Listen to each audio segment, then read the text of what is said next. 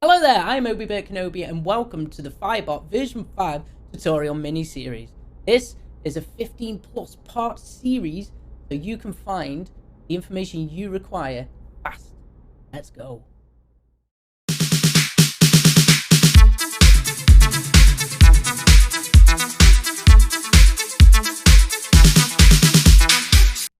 Today we're looking at the Viewers tab.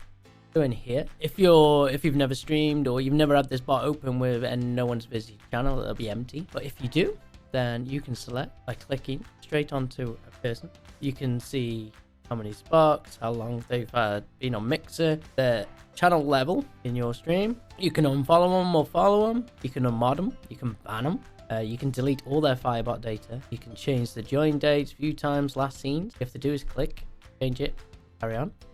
How many times they've used the mixplay, how many times they've chatted, how many coins you can add, you can take away. Same with the channel level, you can take away or add hearts, which will increase or decrease that. And give them a custom role, so Skywalker bot, Jedi. I'll show you how to make custom roles in a later tutorial.